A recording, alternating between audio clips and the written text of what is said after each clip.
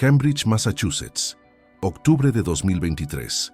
3 estudiantes de Harvard, todos menores de 25 años, desaparecieron en el lapso de una semana. No dejaron cartas, no cerraron sus cuentas bancarias, ni siquiera apagaron sus teléfonos. Simplemente se desvanecieron. Durante meses el misterio paralizó el campus. Había teorías, vigilias, sospechas, pero ninguna pista concreta. Hasta que, año y medio después, en el sótano sellado de una casa colonial a 20 minutos del campus, se descubrió un cementerio clandestino. 4 cuerpos, 3 identificados, 1 irreconocible. ¿Qué llevó a estos jóvenes a huir de la institución más prestigiosa del mundo? ¿A qué le temían? ¿Qué encontraron en aquel sótano? ¿O a quién que los llevó hasta ahí? La historia que estás a punto de escuchar es tan oscura como inesperada. Deja tu comentario con tu teoría. Y no olvides suscribirte y activar las notificaciones. Lo que ocurrió con estos estudiantes podría ser solo el comienzo. Era otoño en Cambridge y la ciudad se vestía de fuego. Naranjas brillantes, rojos oxidados, un viento que arrastraba hojas secas sobre los adoquines. Harvard bullía de energía, con estudiantes entrando y saliendo de edificios centenarios, cafés repletos de laptops y libros abiertos, y profesores de renombre caminando con pasos urgentes rumbo a sus clases. Entre ellos, 3 jóvenes pasaban desapercibidos para la mayoría, hasta que desaparecieron. Primero fue Daniel Herrera, 24 años, estudiante de posgrado en neurociencia, hijo de inmigrantes salvadoreños, brillante, introvertido, obsesionado con entender la conciencia humana desde un enfoque biológico. Desde niño decía que quería abrir el cerebro humano y encontrar el alma. Lo decía en serio. Luego, 4 días después, se desvaneció Naomi Prescott, 22. Estudiaba historia del arte, pero también era poeta, activista estudiantil y voluntaria en el Hospital Mount Auburn. Sus profesores decían que tenía una mente de otra época, y sus amigos aseguraban que hablaba de la muerte como si fuera una vieja amiga que aún no la había visitado. La última vez que se la vio estaba saliendo de la biblioteca Widener con una carpeta de manuscritos del siglo XIX que aún no han sido encontrados. Y por último, Michael Carter, 23. Físico teórico, especializado en mecánica cuántica. Pero lo que lo distinguía no era su inteligencia, que era deslumbrante, sino su escepticismo extremo. No creía en nada que no pudiera demostrar, ni en Dios, ni en el alma, ni en el amor, ni en sí mismo. Era conocido por debatir a cualquiera en cualquier cafetería, desarmando creencias con precisión quirúrgica. Un joven brillante, pero atormentado. Los 3 no eran amigos íntimos, pero sí se conocían. Habían coincidido en seminarios, en cenas de estudiantes internacionales, en discusiones espontáneas sobre filosofía, física y arte. Había algo que los unía, una inquietud profunda, un desencanto con lo establecido, una necesidad de entender algo más allá de lo que Harvard ofrecía. Según otros compañeros, en los meses previos a su desaparición, comenzaron a reunirse con más frecuencia, siempre en lugares alejados del campus, hablando en voz baja, evitando que otros los vieran. ¿Qué buscaban? ¿Qué habían descubierto? Una compañera de Naomi, llamada Elsa Min, recordó una conversación que tuvo con ella en septiembre, semanas antes de que desapareciera. Naomi le dijo que estaban trabajando en una forma diferente de mirar la mente, pero desde el otro lado. Elsa pensó que era una metáfora poética. Nunca le dio importancia, hasta que Naomi no volvió a clase y su número dejó de funcionar. Las autoridades universitarias no sospecharon nada en un principio. Los 3 eran adultos, sin antecedentes de problemas de conducta.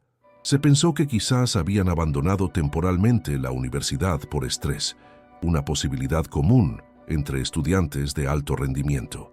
Incluso hubo un rumor de que podrían haberse unido a un retiro espiritual, pero nadie sabía con certeza. Los padres de Daniel, humildes trabajadores en Chelsea, fueron los primeros en alarmarse. Su hijo no respondía a llamadas ni mensajes. Nunca había hecho algo así. Contactaron a la universidad, pero no obtuvieron respuestas concretas. La policía local tomó el caso, pero como no había señales de violencia o actividad sospechosa, se catalogó como ausencia voluntaria. algo que, más tarde, generaría controversia. La madre de Michael, profesora de matemáticas en la Universidad de Vermont, vino personalmente a Cambridge. Entró al dormitorio de su hijo tras forzar la cerradura con ayuda de un conserje y lo encontró vacío, salvo por un cuaderno.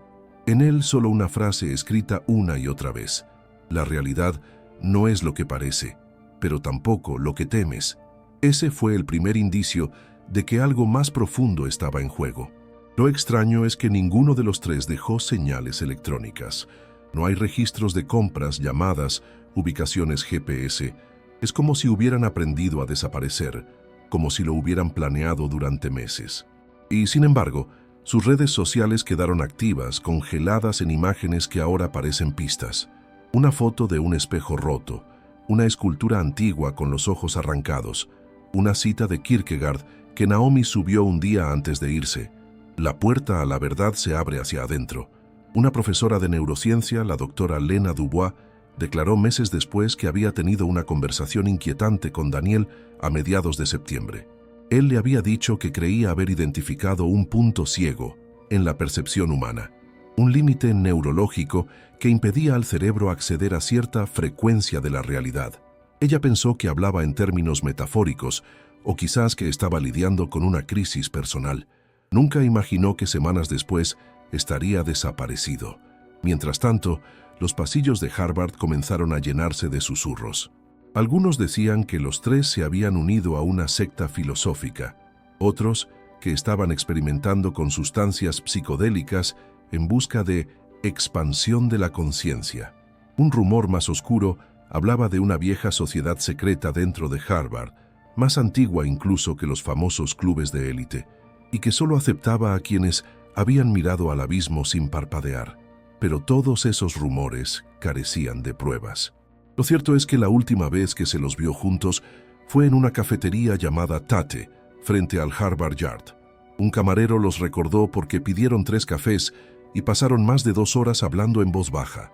Michael parecía alterado. Naomi reía, como si supiera algo que nadie más sabía. Daniel tomaba notas en una libreta negra. Después se fueron caminando juntos hacia el oeste y nunca más se los vio. Nadie notó que los tres habían desaparecido al mismo tiempo, hasta que los padres comenzaron a hacer preguntas. Harvard no tenía obligación legal de informar de inmediato, y la policía local no tenía elementos para sospechar un crimen. Así, pasaron semanas antes de que se activara una búsqueda real. Para entonces, todo estaba ya demasiado frío. Durante los siguientes meses, se sucedieron búsquedas esporádicas. Se revisaron apartamentos, registros de viajes, correos electrónicos. Se entrevistó a amigos, profesores, conocidos. Se filtraron teorías en foros universitarios, algunos de los cuales alcanzaron redes sociales y medios de comunicación. Pero nada se concretó.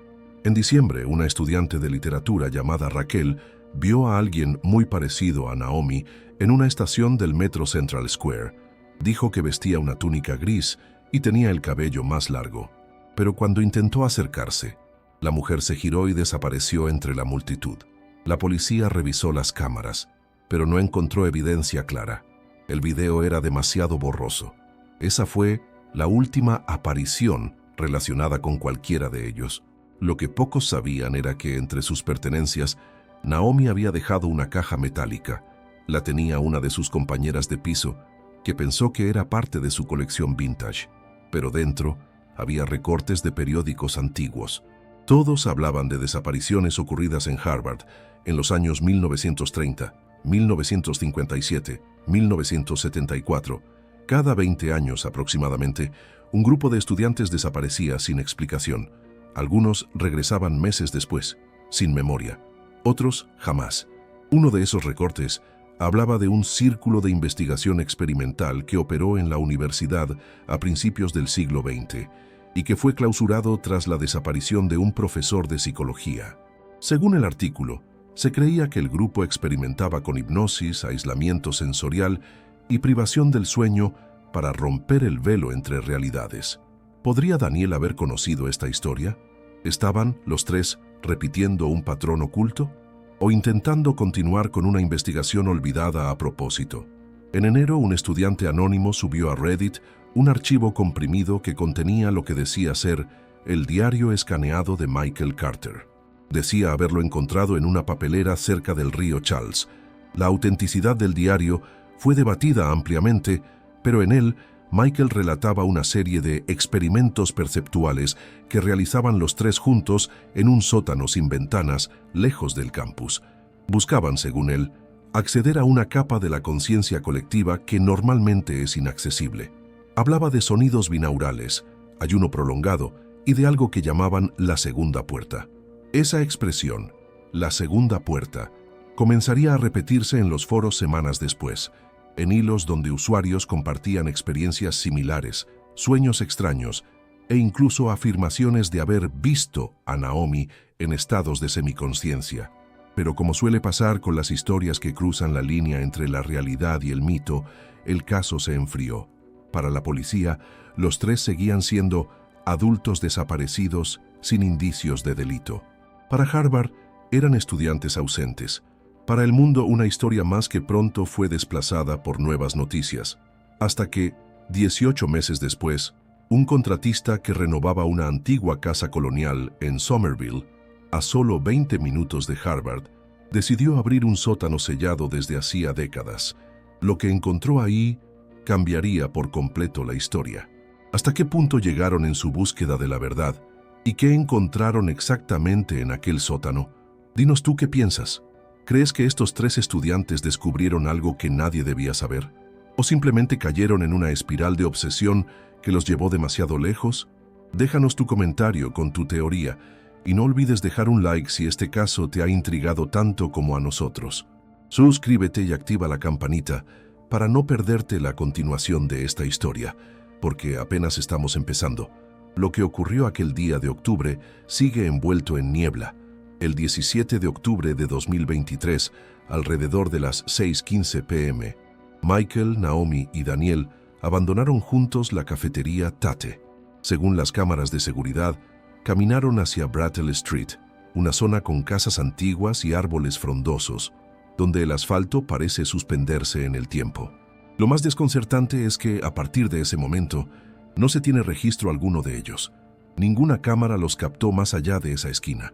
La última señal de vida concreta es una fotografía borrosa, publicada en el perfil de Naomi a las 7:03 p.m. Una imagen sin texto, con el contraste elevado en blanco y negro, muestra una pared de ladrillos húmeda, con algo que parece una puerta de hierro oxidado semiabierta. No se puede distinguir el lugar exacto, pero algunos usuarios de Reddit afirmaron que se parece a los accesos sellados de antiguas construcciones del siglo XIX cerca de Mount Auburn. Nadie logró confirmar la ubicación exacta, pero aquella publicación, que desapareció misteriosamente del perfil 24 horas después, quedó replicada en cientos de foros. Esa noche, Daniel tenía una cita con su tutora de investigación a las 8:30 p.m., la doctora Lena Dubois. Nunca llegó. La doctora recuerda haberle escrito un mensaje a las 9:00 p.m., preocupado por su ausencia. El mensaje fue entregado, pero no recibió respuesta. Esa fue la última vez que se registró actividad en su teléfono. Naomi tenía programada una intervención poética en un evento del campus a las 10:00 p.m. en el Sanders Theater. Había confirmado su presencia el día anterior. No se presentó, no avisó. Y cuando sus compañeras de habitación regresaron al dormitorio esa noche, encontraron su cama hecha, la lámpara encendida y una vela consumida por completo sobre la mesa. Michael había reservado una cabina en la biblioteca de física para trabajar en un paper. Sus compañeros vieron su nombre en la lista de reservas. La cámara de seguridad de entrada no registró su llegada, y el acceso al sistema de la biblioteca muestra que nunca se conectó a su cuenta esa noche. Al día siguiente, los profesores asumieron que se trataba de un olvido. Sus amigos pensaron que estaban estresados, pero pasaron las horas y después los días, y nadie los vio. El lunes siguiente, la madre de Daniel, preocupada por no tener noticias, condujo desde Chelsea hasta Harvard. Golpeó la puerta del dormitorio de su hijo durante 20 minutos. Finalmente, un conserje le abrió.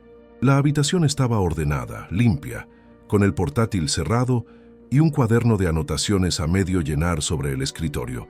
En la última página, Una frase escrita en mayúsculas: "El silencio no es vacío, escúchalo". Las autoridades universitarias iniciaron los protocolos habituales: notificar a la policía local, contactar familiares, enviar correos electrónicos. Pero la investigación inicial fue lenta, burocrática, limitada. No había señales de violencia, no había testigos, y en teoría eran adultos con derecho a desaparecer si así lo deseaban. Pero lo que nadie podía explicar era el último rastro. Un vecino de la zona de Brattle Street, un hombre mayor llamado Arthur Reed, aseguró haber visto a 3 jóvenes esa noche. Dijo que caminaban tomados del brazo, en silencio, con los ojos vendados, como si participaran en un extraño ritual. El hombre no los siguió, pero aseguró que doblaron en la calle que lleva al viejo hospital psiquiátrico abandonado de Putnam Avenue. Ese hospital, cerrado desde 1978, es considerado un lugar maldito entre los estudiantes. Muchos dicen que se escuchan voces por la noche. Otros afirman haber visto sombras moverse tras las ventanas rotas. A lo largo de los años, ha sido escenario de grafitis, rituales clandestinos e incluso investigaciones paranormales. La policía no encontró evidencia de que los jóvenes hubieran entrado ahí, pero uno de los investigadores privados contratados por los padres, un exagente del FBI retirado llamado Jonas Clever, sí lo hizo. Dijo haber encontrado, en el sótano del edificio, una huella parcial de zapato reciente sobre polvo acumulado. Junto a la marca había un símbolo dibujado con tiza, un círculo con una línea vertical que lo atravesaba y 2 puntos a los lados, como ojos. Años después, ese mismo símbolo aparecería en el sótano donde se hallaron los cuerpos. El símbolo, según Clever, se relaciona con antiguos rituales de percepción sensorial extrema utilizados por ciertos cultos del siglo XIX. Representaría la apertura del tercer sentido. Pero en 2023, ese detalle fue ignorado. La investigación entró en un limbo. La policía local archivó el caso como desaparición voluntaria sin indicios de delito. Los padres, devastados, comenzaron a contratar medios alternativos: psíquicos, médiums, detectives privados. Ninguno ofreció respuestas sólidas. Fue entonces cuando comenzaron a aparecer testimonios extraños. Una estudiante de intercambio, originaria de Islandia, reportó haber escuchado voces en el antiguo laboratorio de psicología experimental del campus. Voces que, según ella, repetían una frase en latín: per aperturam secundam, a través de la segunda abertura. Ese edificio había sido clausurado parcialmente en los años 90, tras una serie de incidentes durante investigaciones sobre percepción extrasensorial. Desde entonces, había permanecido como almacén de archivos. El acceso era limitado, pero, curiosamente, la llave maestra de seguridad del edificio había desaparecido 3 semanas antes de la desaparición de los estudiantes. Nunca fue recuperada. La universidad evitó relacionar estos hechos públicamente, pero algunos estudiantes comenzaron a crear conexiones. Un podcast estudiantil llamado Voces desde Widener dedicó un episodio completo al caso. Entrevistaron a varios alumnos que afirmaban haber visto a los 3 desaparecidos en semanas previas, actuando de forma errática. Miraban fijamente a lugares vacíos, susurraban palabras ininteligibles, escribían símbolos en sus libretas. Uno incluso dijo haberlos encontrado en el cementerio de Mount Auburn en plena madrugada, sentados en círculo, completamente inmóviles, con los ojos cerrados. Pero lo más desconcertante fue una grabación. Una estudiante de antropología, entusiasta de la investigación paranormal, llevaba meses grabando sonidos en distintas zonas del campus como parte de un proyecto personal. Una noche, dejó un micrófono oculto en el túnel subterráneo que conecta el edificio de historia con el de ciencias cognitivas, un pasaje usado antiguamente para transporte de materiales. El audio grabado esa noche, la del 17 de octubre, capta una conversación breve. ¿Estás seguro que no hay vuelta atrás? Ya cruzamos la primera. La segunda es todo lo que queda. Entonces, que se abran las puertas. Luego un sonido grave, como un lamento mecánico, y el audio se corta. Esa grabación fue enviada de forma anónima a un profesor retirado de la universidad, quien intentó verificarla. Afirmó que la voz coincidía con la de Michael Carter, pero la grabación no fue aceptada como prueba por las autoridades. Para ellos era solo otra pieza de ruido conspirativo. Para los padres, era otra señal de que algo terrible había ocurrido esa noche. Naomi, según su madre, había estado obsesionada con un libro antiguo que encontró en la biblioteca Houghton, un manuscrito anónimo de 1856 titulado Sobre los velos del conocimiento oculto. Nadie sabe exactamente de qué trataba. El libro desapareció 2 días después de que Naomi lo pidiera prestado, pero su madre dijo que ella hablaba de él como si fuera un mapa. Es una guía, le dijo, no para llegar a un lugar, sino para llegar a un estado de conciencia en donde las respuestas esperan. Ese mismo manuscrito había sido citado en un informe de seguridad interna de la universidad en 1972, cuando un grupo de estudiantes se internó durante 48 horas en un laboratorio cerrado para realizar experimentos de aislamiento sensorial guiado. Tras su salida, 2 de ellos abandonaron la universidad. Uno fue internado en un hospital psiquiátrico, el otro desapareció para siempre. La historia se repite, pero nadie quiere verla. La noche del 17 de octubre de 2023, Daniel, Naomi y Michael cruzaron una línea invisible, una puerta simbólica, quizás literal. Algo ocurrió entre ese último café y el momento en que el mundo dejó de tener rastros de ellos. Algo que no dejaron registrado, al menos no de forma tradicional, pero sí dejaron ecos. El diario de Michael, compartido en foros 6 meses después, menciona un espacio llamado el umbral, una zona de percepción en donde los pensamientos no son tuyos, pero te entienden. Daniel escribía sobre sueños compartidos, 3 mentes navegando juntas por un océano oscuro donde la lógica se convierte en prisión. Y Naomi dejó poemas. Un cuaderno encontrado debajo de su cama contenía 14 poemas inéditos. Todos giraban en torno al mismo tema, la desaparición voluntaria del yo. Uno de ellos decía: nos han enseñado a ver hacia afuera, pero la salida no está en las puertas. Está en el ojo que se vuelve al ojo, y al final, cuando te borras, es cuando realmente estás presente. ¿Qué significaba ese último verso? ¿Qué querían descubrir al borrarse? ¿Y cómo es que sus caminos terminaron, 18 meses después, en el sótano de una casa abandonada con un cementerio clandestino? La noche de su desaparición sigue sin respuestas, pero las pistas que dejaron, poemas, grabaciones, símbolos, apuntan a un ritual, a una decisión, a una búsqueda que fue mucho más allá de lo académico o lo filosófico. Una búsqueda que los llevó a desaparecer del mundo, por completo. Y ahora te pregunto a ti, ¿crees que estos estudiantes fueron víctimas de un experimento prohibido, de una obsesión personal o de algo aún más oscuro que aún no entendemos? Déjanos tu teoría en los comentarios. Dale like si esta historia te ha atrapado tanto como a nosotros y suscríbete para no perderte lo que viene.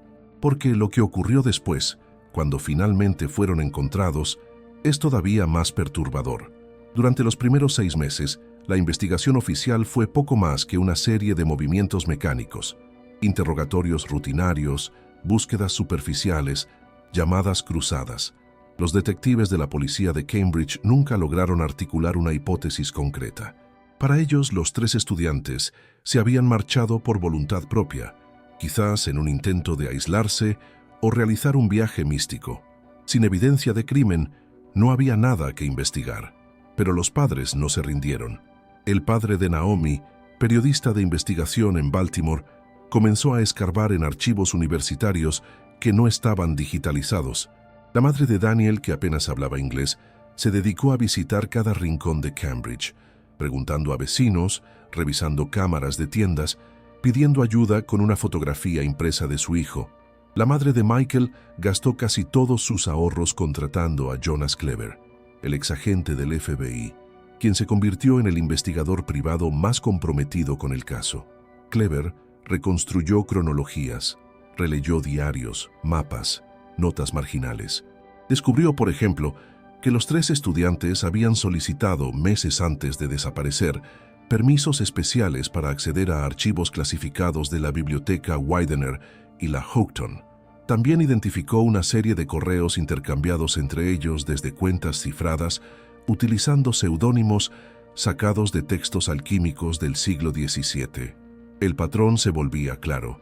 Los tres habían trazado una ruta, un camino interno, intelectual, simbólico, físico. Pero sin pruebas materiales, ni la policía ni Harvard tomaron en serio las advertencias de Kleber. De hecho, el decano de la Facultad de Artes y Ciencias emitió un comunicado público en marzo de 2024 minimizando el caso. Respetamos el dolor de las familias, pero no hay indicios que justifiquen alarmismo. Harvard es un entorno seguro y comprometido con el bienestar de sus estudiantes. En contraste, los estudiantes no pensaban lo mismo. Para entonces, los rumores se habían convertido en leyenda. Se decía que existía un grupo secreto dentro de la universidad, descendiente de una sociedad disuelta en 1913, conocida como los cartógrafos del velo. Según fragmentos rescatados en viejos foros, este grupo habría practicado cartografía de la percepción, intentando mapear espacios mentales inducidos por rituales sensoriales extremos.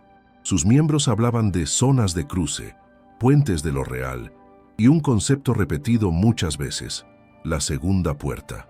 Uno de los voluntarios que ayudaba a la madre de Daniel encontró un documento inédito en los archivos del Museo Peabody. Era una carta fechada en 1908, escrita por un estudiante de medicina llamado Edward W. Langley.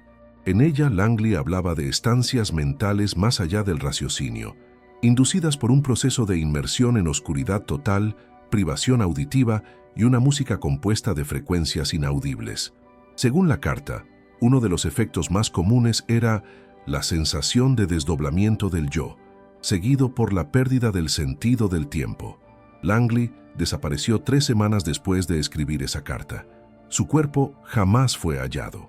Coincidencia. Mientras tanto, Kleber descubría contradicciones en los registros universitarios. El sistema indicaba que Michael había devuelto todos sus libros a la biblioteca la noche del 17 de octubre. Pero un análisis forense reveló que su carnet no había sido utilizado desde la mañana de ese día. Alguien había manipulado la entrada digital. Un bibliotecario anónimo confesó luego que había recibido presión para ajustar ciertos datos en el sistema, supuestamente para evitar alarmas injustificadas. La universidad negó categóricamente estas acusaciones, pero el daño ya estaba hecho. A mediados de 2024, un grupo de estudiantes organizó una vigilancia inversa. Colocaron cámaras ocultas en túneles, accesos cerrados, sótanos clausurados. Querían demostrar que algo se ocultaba en las entrañas del campus. No encontraron a los desaparecidos, pero sí grabaron cosas extrañas. Un hombre vestido con túnica blanca, caminando por el túnel entre las facultades de Filosofía y Teología a las 3 de la mañana. Ruidos de arrastre en zonas sin acceso, símbolos pintados que desaparecían al día siguiente. Un mes después, la universidad clausuró el proyecto, alegando violaciones a la privacidad institucional. Las cámaras fueron decomisadas y los estudiantes sancionados. Para entonces, la historia ya había traspasado los muros de Harvard. Un canal independiente de documentales subió un episodio dedicado al caso. En él, se planteaban conexiones con otras desapariciones similares en instituciones de élite: Yale, Oxford, la Sorbona. Estudiantes brillantes, con perfiles multidisciplinarios, que desaparecían tras involucrarse en proyectos de percepción, filosofía de la mente o experimentación sensorial. Algunos casos eran viejos, enterrados en archivos polvorientos, otros recientes y nunca reportados oficialmente. ¿Estaba ocurriendo algo más amplio, más profundo? El documental planteaba una teoría inquietante, que algunas universidades, sabiendo que ciertas líneas de investigación conducen a territorios peligrosos, habían aprendido a enterrar esos casos bajo la alfombra. No por conspiración, sino por miedo. Porque si se demostrara que ciertos experimentos mentales abren puertas que no pueden cerrarse, ¿qué quedaría de la racionalidad que las sostiene? El video alcanzó millones de vistas. Harvard respondió con un comunicado tajante: rechazamos rotundamente la difusión de contenidos sensacionalistas sin base científica. No existen investigaciones activas en nuestra institución que pongan en peligro la integridad de nuestros estudiantes. Pero las dudas crecían. Y entonces llegó el hallazgo. El 28 de marzo de 2025, un contratista llamado Greg Martin trabajaba en la restauración de una casa colonial en Somerville, Massachusetts. La vivienda, vacía desde 1997, había sido adquirida por un fondo inmobiliario que buscaba convertirla en oficinas. Greg estaba retirando paneles de madera del sótano cuando notó un espacio hueco tras la pared. Golpeó. El sonido era diferente. Retiró los tablones. Lo que encontró fue una puerta de hierro cubierta de óxido y telarañas. Tenía grabado en relieve un símbolo apenas visible, el círculo con línea vertical y los dos puntos laterales. Greg la abrió con esfuerzo. El aire que salió era denso, viciado, con un olor agrio y mineral. Encendió su linterna. Lo que vio lo dejó paralizado. Un espacio rectangular, de unos 15 metros cuadrados. Las paredes cubiertas de un revestimiento acústico antiguo. En el centro, una estructura circular de piedra con escalones que descendían ligeramente hacia un hueco. A su alrededor, 4 cuerpos. Estaban en posiciones casi rituales, como si hubieran muerto mientras meditaban o participaban de un acto colectivo. 3 de los cuerpos fueron identificados rápidamente gracias a huellas dentales y análisis de ADN. Daniel Herrera, Naomi Prescott y Michael Carter.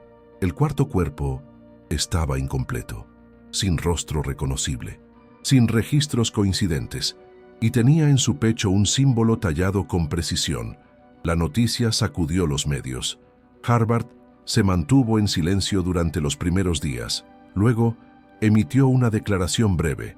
Expresamos nuestra profunda tristeza por la confirmación del fallecimiento de 3 de nuestros exalumnos. Acompañamos a sus familias en este momento doloroso. Seguimos colaborando con las autoridades. La policía declaró la escena como un posible sitio ritual. No se encontraron señales de violencia evidente. No había armas, no había sangre, solo cuerpos colocados de forma deliberada, como si hubieran aceptado su destino. Lo más inquietante fue el estado de los cuerpos. No presentaban signos avanzados de descomposición, pese a haber estado allí por al menos 18 meses. El forense del caso declaró que era biológicamente inusual. Algunos órganos estaban perfectamente conservados, otros colapsados, como si hubieran sido expuestos a un ambiente de presión alterada. Dentro del espacio también se encontraron objetos: una grabadora analógica con cinta magnética, cuadernos escritos a mano con símbolos indescifrables, una carta sin firmar dirigida a quien abra esta puerta, y una serie de espejos rotos cuidadosamente dispuestos en el suelo. La carta contenía una sola frase, escrita en latín: Veritas est labyrinthus sine centro. La verdad es un laberinto sin centro. Desde entonces, las teorías no han parado de surgir. Unos hablan de suicidio colectivo inducido por delirios filosóficos, otros de un experimento que salió mal. Algunos aseguran que los 3 habían llegado a percibir una frecuencia distinta de la realidad y que lo que ocurrió en ese sótano fue el intento final de cruzar la segunda puerta. Lo cierto es que la policía cerró el caso como muerte por causas indeterminadas. El cuarto cuerpo sigue sin identificar. La casa fue clausurada y el sótano sellado nuevamente, como si tapar la entrada pudiera borrar lo que allí ocurrió. Pero para muchos, ese sótano no fue una tumba, fue un umbral, un portal hacia lo que estos estudiantes estaban buscando. Una verdad que no cabe en palabras ni en conceptos, una verdad que quizás no debería conocerse. Y ahora te pregunto a ti, ¿qué crees que ocurrió realmente en aquel sótano? ¿Un experimento malogrado? ¿Un ritual más allá del entendimiento? ¿O algo que aún no tiene nombre? Dale like si esta historia te deja pensando. Suscríbete y activa la campanita para no perderte lo que descubriremos a continuación. Y deja tu teoría en los comentarios. Queremos leerla, porque lo que sigue, las piezas nuevas que han aparecido desde ese hallazgo, son aún más perturbadoras. Durante semanas, la escena del sótano se mantuvo sellada. Nadie podía acceder. Solo los forenses, los detectives y, sorprendentemente, un equipo especializado del FBI. No hubo comunicados oficiales sobre su participación, pero varias fuentes confirmaron que un departamento poco conocido del buró dedicado a comportamientos no convencionales, estuvo trabajando en el sitio durante casi 2 semanas. Lo que encontraron allí cambió el rumbo del caso para siempre. Primero fue la cinta. En la vieja grabadora analógica hallada en el centro del sótano, los técnicos lograron rescatar casi 5 minutos de audio. La cinta, degradada por la humedad, contenía una serie de sonidos rítmicos, como pulsaciones graves repetidas a intervalos irregulares, seguidos por 3 voces humanas susurrando palabras que no fueron reconocidas por ningún software de transcripción. Una de las voces, sin embargo, pronuncia claramente 2 frases en inglés justo antes de que la grabación se corte. Estamos al otro lado ahora. No hay regreso, pero tampoco pérdida. La calidad del audio es deficiente, pero los expertos forenses confirmaron que la voz pertenece a Naomi Prescott. Los investigadores internos del FBI se negaron a declarar oficialmente sobre el contenido, pero un agente anónimo filtró que uno de los analistas presentó síntomas de desorientación severa tras escuchar la cinta repetidamente. Fue retirado del caso. Segundo, los cuadernos. Fueron encontrados 6 cuadernos de tamaño mediano, todos con cubiertas negras, sin marcas ni nombres. Estaban escritos en una mezcla de inglés, latín, símbolos matemáticos y glifos que no se corresponden con ningún alfabeto conocido. Un equipo de criptografía de la Universidad de MIT fue consultado de manera confidencial. El informe que produjeron nunca fue publicado. Sin embargo, un profesor retirado, contactado por uno de los padres, reveló que los patrones repetidos en los cuadernos parecían intentar representar estructuras multidimensionales desde una perspectiva interna, como si se tratara de mapas no espaciales, sino mentales. Uno de los fragmentos traducidos decía: la segunda puerta no es un lugar ni un estado, es un abandono. Quien cruce ya no se explica, solo se repite, solo se refleja. Estas palabras aparecían una y otra vez, como un mantra. En las páginas finales, los textos se vuelven cada vez más caóticos. Letras deformadas, frases sin sentido gramatical, líneas que terminan en dibujos circulares. En uno de los cuadernos hay una página arrancada. Nadie sabe dónde fue a parar. Luego estaba el cuerpo no identificado. De los 4 encontrados en el sótano, 3 fueron identificados con certeza, pero el cuarto no encajaba en ninguna base de datos. No coincidía con ninguna persona desaparecida en Massachusetts ni en los estados circundantes. No tenía huellas, ni registro dental. La piel del rostro estaba desgarrada, como si hubiera intentado arrancarse la propia cara. Y lo más inquietante, su masa corporal no coincidía con ningún estándar humano. Según el informe filtrado, el cuerpo tenía una anomalía estructural. Su sistema óseo parecía haber sido comprimido en formas imposibles, como si hubiera sido sometido a una presión externa masiva y localizada. Los órganos internos presentaban una disposición alterada, con el corazón en una posición invertida. Los científicos no lograron determinar la causa de muerte, pero sí algo más perturbador. El ADN del cuerpo contenía secuencias humanas parcialmente coincidentes con las de Daniel Herrera, como si fueran parientes lejanos o como si de alguna forma compartieran una base genética. Pero Daniel ya estaba identificado en otro de los cuerpos. ¿Era esto una mutación? ¿Un experimento? ¿O algo que ni siquiera tenemos palabras para nombrar? El símbolo grabado en el pecho del cuarto cuerpo era idéntico al hallado por Clever en el hospital abandonado. El círculo, la línea vertical, los 2 puntos. Esta vez no estaba pintado ni dibujado. Estaba tallado con precisión quirúrgica, una marca definitiva. A raíz de estos hallazgos, el FBI cerró el acceso al caso. Toda información fue clasificada bajo el protocolo Materiales con potencial psicológico sensible, pero algunos de los documentos ya habían sido fotografiados por miembros del equipo forense antes de ser confiscados. Uno de ellos, un técnico que prefirió permanecer anónimo, filtró parte de un informe interno. En él se decía lo siguiente: el entorno sugiere un diseño ceremonial, no religioso en el sentido clásico, sino funcional en términos psicoperceptivos. El espacio está dispuesto para alterar la conciencia de quienes lo habitan. La combinación de oscuridad, silencio, disposición geométrica simbolismo visual y aislamiento, indica un experimento profundo sobre identidad y percepción. La idea de un espacio diseñado para transformar la mente comenzó a tomar fuerza. No se trataba de una tumba, ni siquiera de una cámara de suicidio. Era, como muchos empezaron a llamarlo, un dispositivo. El dispositivo de transición. Ese término apareció en uno de los poemas inéditos de Naomi, hallado en una libreta separada que nunca había sido mencionada por las compañeras de habitación. El poema terminaba así: nos construimos un umbral, no para irnos, sino para olvidar cómo volver. Con el hallazgo del sótano, muchas piezas comenzaron a encajar, pero también aparecieron nuevas preguntas. ¿Quién construyó ese espacio? ¿Cuánto tiempo llevaba allí? ¿Y por qué nadie sabía de su existencia? Un registro municipal de Somerville, fechado en 1924, menciona la casa como propiedad de un tal Dr. Amos W. Randall, un médico que fue expulsado de Harvard en 1912 por practicar métodos no autorizados de estimulación perceptual en estudiantes voluntarios. Su nombre aparece también en cartas conservadas en la Biblioteca Countway de Medicina, donde se lo vincula a experimentos con hipnosis profunda, ayuno prolongado y exposición a sonidos subarmónicos. Rundell desapareció en 1931. Nunca más se supo de él. ¿Era esa su casa? ¿El sótano su laboratorio? Si es así, entonces Naomi, Daniel y Michael sabían exactamente a dónde iban.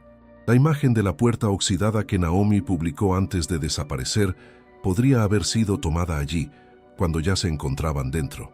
Pero hay otro detalle aún más escalofriante. Una de las cámaras del equipo forense tomó una fotografía panorámica del sótano, en la que en la esquina inferior izquierda se distingue el reflejo parcial de una figura humana. No pertenece a ningún investigador. No hay nadie en la escena. Pero la figura está allí, borrosa, de espaldas, con una túnica blanca. El mismo atuendo que varios estudiantes afirmaron haber visto meses antes en los túneles del campus. Un reflejo o una presencia. Desde entonces, se han reportado fenómenos inexplicables en la casa. Los trabajadores contratados para desmantelar la propiedad renunciaron. Uno de ellos dijo que escuchó voces detrás de las paredes repitiendo su nombre. Otro, que sintió que alguien lo observaba desde los espejos rotos. Finalmente el proyecto fue abandonado. La casa permanece vacía, custodiada discretamente por personal que nadie logra identificar. La familia de Naomi insistió en hacer una ceremonia fúnebre, pero pidieron que el ataúd no se abriera. En su lugar colocaron una fotografía de ella sonriendo, junto a un ramo de lilas secas. En el discurso, su madre dijo: no la perdimos. Se fue a donde su mente la llevó. Y quizás desde allá nos está viendo. Las otras familias, en cambio, han optado por el silencio. Algunos dicen que temen hablar más. Otros que están esperando respuestas que aún no han llegado. Lo que queda hasta ahora son los rastros. Una puerta oxidada, una cinta con voces susurrando, un cuarto cuerpo imposible, símbolos repetidos, cuadernos con mapas de la percepción, y un sótano que no era un sótano, sino un umbral cuidadosamente diseñado para disolver lo que llamamos identidad. Y ahora, la gran pregunta es, ¿hay más lugares así? ¿Más sótanos escondidos en universidades del mundo, donde mentes inquietas intentan cruzar puertas invisibles? Si lo que encontraron estos estudiantes fue real, ¿alguien más está siguiendo su camino? Dale like si este caso te parece cada vez más inquietante. Suscríbete para no perderte la última parte, donde exploraremos las teorías más perturbadoras. Y cuéntanos en los comentarios, ¿tú entrarías a un lugar como ese sabiendo que podrías no volver? A partir del descubrimiento del sótano, las teorías no hicieron más que multiplicarse. Algunas eran racionales, otras delirantes, y otras simplemente imposibles de refutar, porque cuando los hechos superan a la lógica, lo único que queda es el relato. La teoría oficial fue que los 3 estudiantes sufrieron una especie de brote psicótico colectivo, inducido por prácticas no convencionales de aislamiento y estimulación sensorial. Se habló de una suerte de síndrome de percepción inducida, en el que el individuo se convence de que existe una segunda capa de realidad y se lanza a buscarla. El cuarto cuerpo, según esta hipótesis, podría haber sido un vagabundo o alguien atraído por el grupo, que terminó atrapado en su misma espiral. Pero esta explicación no convenció a nadie, ni a los expertos, ni al público, ni a las familias, porque había demasiados elementos que no encajaban, demasiadas piezas fuera de lugar. La teoría del experimento oculto ganó fuerza. Según esta versión, Naomi, Daniel y Michael habrían intentado recrear antiguos procedimientos de manipulación perceptual utilizados por grupos filosófico-esotéricos del siglo XIX. Su objetivo: alcanzar un estado de conciencia capaz de acceder a lo que ellos llamaban la estructura interna de la realidad. El sótano, con su disposición simétrica, su geometría calculada, su diseño acústico, habría sido una máquina mental, no para alterar el mundo físico, sino para transformar la mente hasta el punto de ruptura.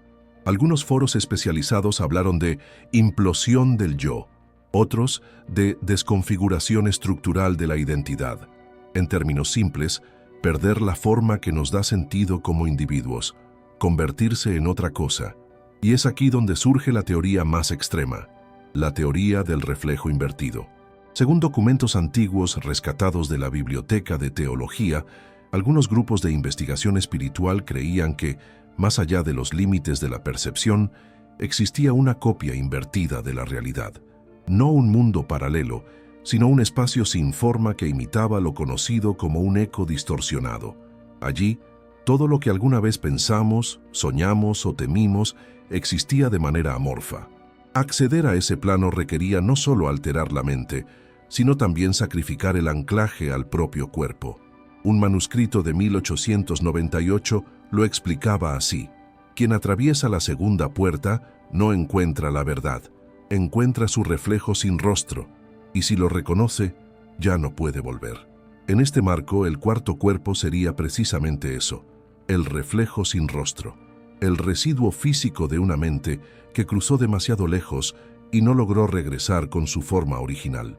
Su ADN, parcialmente coincidente con Daniel, sugeriría una fusión, una disolución de límites, como si al cruzar, los bordes entre lo real y lo imaginado se hubieran desvanecido, generando una entidad nueva, una especie de eco corporal de lo que alguna vez fue humano. Para quienes defienden esta teoría, el experimento no fue un fracaso, fue un éxito tan grande que nadie puede comprenderlo. Otros creen que fue una ceremonia ritual, una especie de suicidio simbólico, donde los participantes abandonan la identidad para fundirse con algo superior, algo sin nombre. En este escenario, la muerte no sería un error, sería el objetivo. Lo cierto es que, hasta hoy, hay detalles que siguen sin explicación.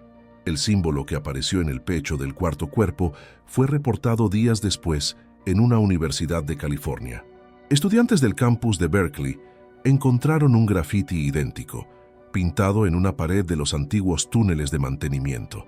Una semana después, desapareció un estudiante de filosofía. En Nueva York, una mujer denunció haber recibido una carta escrita por Naomi, con fecha de abril de 2025. La carta hablaba en presente. Describía un lugar sin tiempo ni materia, donde las palabras flotan como espejos rotos.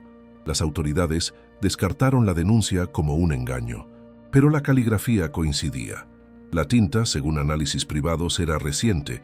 Y un último detalle: en un podcast de testimonios paranormales, un joven anónimo afirmó haber entrado al sótano sellado semanas después del hallazgo.